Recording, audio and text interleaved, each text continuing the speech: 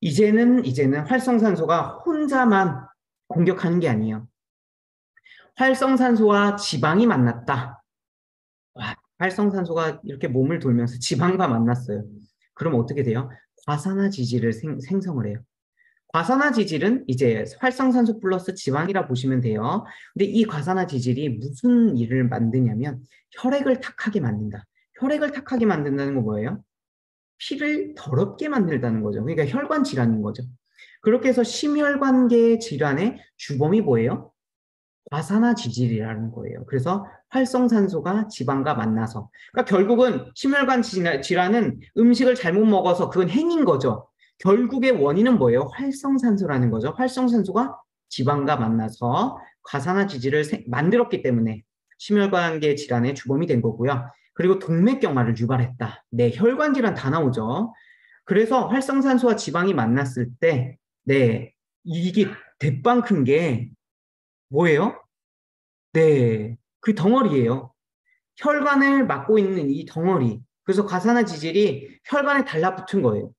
꽉 계속 다 달라붙어서 혈관은 부풀어 오르게 되고, 그리고 피가 지나갈 수 있는 건 좁아지고, 그리고 점점 이게 시간이 지나면 혈관의 탄력을 잃어서 동맥경화를 유발한다고 합니다. 그래서 동맥경화가 심장동맥에 생기면 심근경색, 네, 뇌 쪽에 생기면 네, 뇌경색, 네, 이렇게 오는 거죠. 뇌경색, 심근경색. 근데 사람들은 결과를 통해서 원인, 활성산소를 찾는 게 아니라 심장에 네, 수술을 해서 지금 당장은 편하겠지만 원인을 제거해야 돼요. 네, 활성산소를 줄이는 생활습관, 식습관을 들이고 황산화 음식을 먹으면서 줄여야 된다는 거죠. 과체중, 비만인 사람, 억울하죠? 이미 살이 쪘어. 근데 악순환이 되는 거예요. 정상 체중인 사람에 비해 호흡을 더 많이 해요. 혹시 그거 보셨어요?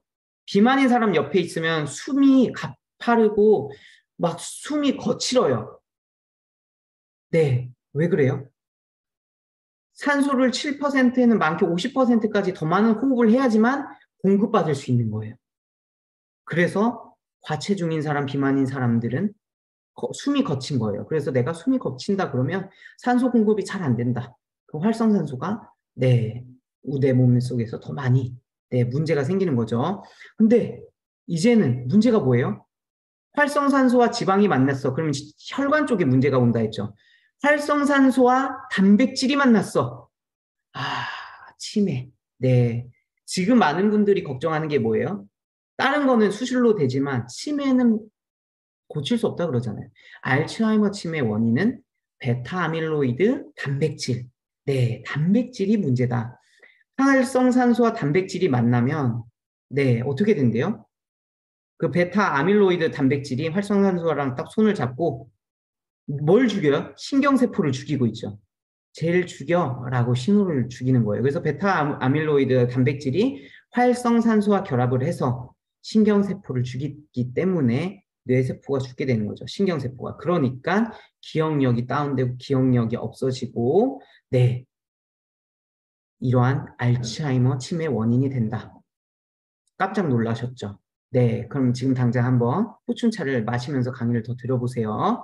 저도 너무나 놀랐어요. 그래서 활성산소가 이렇게까지 제가 이제 만병의 근원이다, 뭐 무슨 병이다라고 했지만 이렇게 하나하나 푼 적은 처음이거든요. 그래서 활성산소가 이제는 류머티즘 관절염까지 가는 거예요.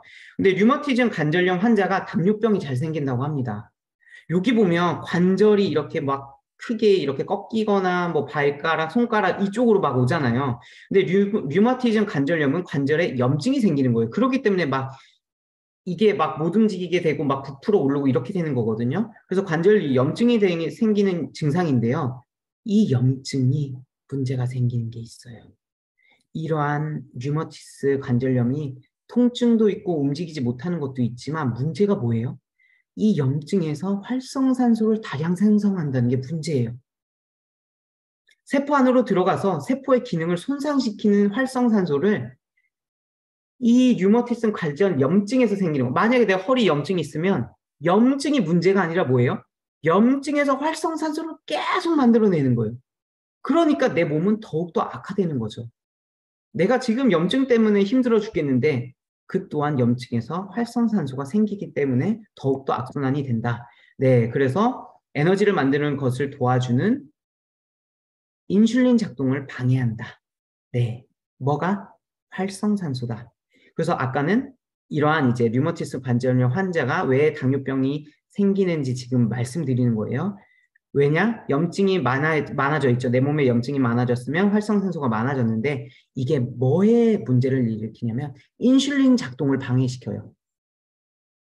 문제가 커졌어요. 사람들은 당뇨 걸리면 췌장만 보죠. 간만 봐요. 그게 아니라 활성산소, 내가 간도 정상이래, 췌장도 정상이래, 인슐린 분비 정상이래, 근데 내가 당뇨야. 그러면 뭐예요? 활성산소를 한번 체크해 보세요. 인슐린이 해야 될 일을 못하는 거예요. 그게 바로 인슐린 저항성이거든요. 내 몸에 인슐린이 있는데 인슐린이 당을 세포로 넣어주는 기능을 못해. 그러면 내 몸은 인식을 뭐예요? 야, 인슐린을 더 분비해봐. 인슐린을 분비해. 당연하겠죠. 우리 매장에 직원이 있는데 직원이 일을 못해. 그런데 이걸 자를 수가 없어요. 직원을 자를 수가 없어요. 그럼 직원을 더 뽑을 거 아니에요. 그런데 이러한 직원을 뽑다 보면 경제가 어려우다 보니까 점점점 경영난이 오겠죠. 똑같아요. 인슐린 저항성이 생기니까 내 몸에서는 췌장에서 야야야야 큰일 났다. 인슐린을 빨리 분비해라. 그럼 뭐예요? 활성산소로 인해 인슐린이 제 역할을 못하기 때문에 우리 몸에서 인슐린을 다량 분비하게 신호를 보내요. 그럼 췌장에서 무리를 해서 계속 인슐린을 보내는 거죠. 왜냐? 지금 혈관 속에 당이 넘쳐나서 지금 당뇨에 걸리게 생겼어. 그러니까 인슐린을 분비하는 거예요. 그러면 췌장에서 인슐린을 분비하는 베타세포가 무리를 하게 돼요. 어떤 무리를 한대요? 아주 큰 무리를 하게 된다고 합니다. 그렇게 되면 베타세포가 망가져요. 베타세포가 뭐냐면요. 췌장에서 인슐린을 분비하는 세포인데요. 내가 이걸 해결하지 못해서 오랫동안 걔가 무리를 해서 망가졌어요. 그럼 이제는 더 이상 인슐린 분비를 못해서 결국은 당뇨에 걸리게 되는 겁니다. 결국은 세포가 망가지죠. 뭐 때문에? 활성산소 때문에 인슐린이 기능을 못해서 내 췌장에서 베타세포가 끊임없이 인슐린을 공급하다 보니까 이 베타세포가 결국은 나 이제 생산 못해. 그러니까 인슐린이 나오지 못해서 결국은 당뇨에 걸리게 되는 거죠. 결국 원인이 뭐예요? 활성산소예요. 그래서 중요하다. 염증이 생긴 사람, 비만인 사람, 왜 더욱더 당뇨에 노출돼 있고 건강에 이제 이러한 질병에 노출돼 있냐? 원인은 활성산소다. 네, 그 다음에 마지막이죠. 이 빈칸. 활성산소와 단백질은 이제 결합하면 신경세포를 죽여서 치매와 관련돼 있고요. 활성산소와 지방이 만나면 피를 더럽게 만드니까 혈관 질환에 노출돼 있고요. 활성산소가 이제 만약에 염증과 만나면 염증에서 활성산소가 다량 생기니까 당뇨병에 취약하고요. 이제는 활성산소가 DNA와 연관해 있다. 그건 뭐예요? 암이에요. 결론은 활성산소가 DNA를 망가뜨리기 시작하면 암으로 가게 된다. 그러니까 지금 잘 보세요. 결국은 활성산소가 주범인 거예요. 만병의 주범. 그래서 암을 일으키는 결정적인 원인은 뭐예요? 활성산소다. 그래서 우리 몸에는 암을 일으키는 발암 유전자가 있대요. 암을 억제하는 억제 유전자가 있대요. 정말 신기하죠. 발암. 내가 아무리 건강해도 발암 유전자가 있기 때문에 암세포가 계속 나와요. 저도 지금 암세포가 계속 나와요. 근데 내 몸에 또 어떤 애도 있대요? 암을 억제하는 억제 유전자가 존재하대요. 이 둘이 균형을 맞으니까 저는 암을 안 걸리고 건강하게 살아가고 있는 거예요. 그렇지만 만약에 억제 유전자가 힘이 적어지고 발암 유전자가 힘이 세지면 암에 걸리겠죠. 네, 그런데 중요한 거. 이러한 스트레스에 노출되고 내가 흡연의 음주에 노출되고 잘못된 식습관에 노출되고 이러한 휴대전화의 전자파에 노출됐더니 활성산소가 DNA를 변형시켜버린 거예요. 내가 억제 유전자가 있었는데 활성산소가 DNA를 변형시켜서 억제 유전자가 나오지 못하도록 암을 억제하지 못하도록 변형시켜버리면 어떻게 돼요? 발암 유전자는 생겼는데 억제를 못하면 암에 걸리기 시작한 거죠. 이런 것까지 체킹을 할 수가 없어요. 왜냐? 이러한 거는 나중에 발현되고 내가 만약에 폐암 걸렸어. 그럼 폐암에 대한 거를 치료를 하려고 하지 이미 늦은 거죠. 그래서 지금 활성산소를 끊임없이 우리는 제거할 수 있는 항산화 음식을 먹어줘야 된다는 거예요. 암을 일으키는 발암 유전자가 발현이 됐어요. 근데 암을 억제하는 유전자는 제 기능을 못해. 왜? 아까 말씀드렸죠. 활성산소가 나오면 DNA를 변형시켜서 인슐린도 기능을 못하게 하고 암을 억제하는 억제 유전자도 기능을 못하게 해서 DNA가 뭐냐면요. 이렇게 우리가 돈, 화폐 찍어내는 이제 기계라고 보면 찍어서 화폐를 발행해야 되잖아요. DNA는 그 찍는 기계라고 보면 돼요. 근데 내가 억제 세포를 찍어서 내보내야 되는데 DNA가 망가졌어. 찍었는데 억제 세포가 아니야. 그러면 발암 유전자 세포는 암세포를 내보냈는데 억제 세포를 내보내지 못해서 결국은 암세포를 죽이지 못해서 내 몸은 점점 암에 걸리기 시작한 거예요. 그러면 어떻게 된다? 우리 몸에 암을 유발하게 되는 거예요. 정말 무섭죠. 결론은 내 몸에서 원인이 스트레스가 아니에요. 원인은 활성산소예요. 스트레스는 내가 겪은 하나의 현상이지 결국 내 몸을 망치는 건 활성산소다. 내 몸을 좌지우지하는 건 활성산소다라고 보면 돼요. 근데 너무나 다행이죠. 선라이더 가족 여러분은 먹는 모든 것이 먹는 모든 음식이 항산화 음식이에요. 여기 보세요. 켈리는 항산화 디톡스 차죠. 뽕잎, 뭐 디옥사이드 성분도 있고, 그리고 포춘 딜라이트, 녹차, 국화, 뭐 라즈베리, 계피, 레몬 전부 다 항산화 추출물이 들어가 있죠. 그래서 chen 박사님도 싸울 때 활성산소 나오는 거 알고 싸우다가 이렇게 한 잔 마시고 싸우고 그렇게 하신다고 하잖아요. 그리고 뭐예요? 알파에 들어있는 율무, 알파파 요 안에 보세요.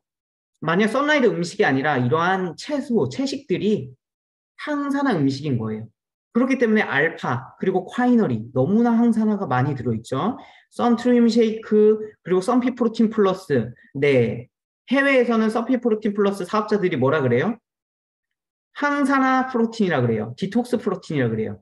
항산화 단백질인 거예요. 우리가 먹는 고기는 뭐예요? 산화 단백질이에요. 우리 몸을 산성화시키는 산화 단백질인데 썬피 프로틴 플러스는 항산화 단백질이기 때문에 그리고 뷰티펄, 당귀, 진주, 로얄 젤리 여기 들어있는 비파, 회양 너무나 많이 들어있죠. 아스파라거스 그리고 치커리, 스마트 구무에 들어있는 치커리 이 썬라이드의 모든 음식이 전부 다 항산화 음식이다. 그래서 할랄 인증은 뭐예요? 고기. 이 동물성 실험을 하지 않았다. 그리고 썬라이드 음식은 비건 음식이라 그러고 제가 예전에 이제 그 공항철도 타고 가면서 광고를 봤는데 항산화 비건 화장품이 뜨고 있다. 비건 화장품이 뭐예요? 화장품은 우리가 피부가 먹는 음식이라 그러잖아요. 이 바르는 것조차 동물성, 지렁이, 기름, 그러한 이제 화장품도 피부가 먹는다는 거였어요. 이제는 비건 화장품이 뜨고 있다. 그래서 썬라이드 화장품은 전부 다 비건이고요. 항산화 음식이고 항산화 화장품이기 때문에 내가 숨만 쉬어도 생기는 30리터의 활성산소, 그리고 내가 스트레스 받았을 때, 제가 강의 준비할 때 스트레스 받을까 안 받을까요? 내가 지금 강의를 하고 있을 때 스트레스를 받을까 안 받을까요? 스트레스라는 게 나쁜 게 아니에요. 어떠한 애를 쓴다, 노력을 한다, 이게 전부 다 스트레스이기 때문에 이럴 때 활성산소가 나오지만 이러한 좋은 음식을 몇 끼 수시로 먹어준다면 어떻게 되겠어요? 활성산소가 발생해도 중화가 돼서 내가 건강한 삶을 영위할 수 있겠구나. 이렇게 보시면 너무 좋을 것 같아요. 그래서 제가 더 담고 싶은데 페이지가 모자른 거예요. 썬라이드 음식이 전부 다 항산화 음식이라 보면 되고요. 화장품은 제가 나중에 한번 또 말씀드리겠지만 비건 화장품이다. 그래서 내가 동물성 화장품을 쓰고 있냐? 이것도 너무 중요해요. 피부로 숨 쉬는데 동물성으로 내가 산화시키고 있냐 아니면 항산화시키고 있냐 이것도 중요하다고 생각합니다.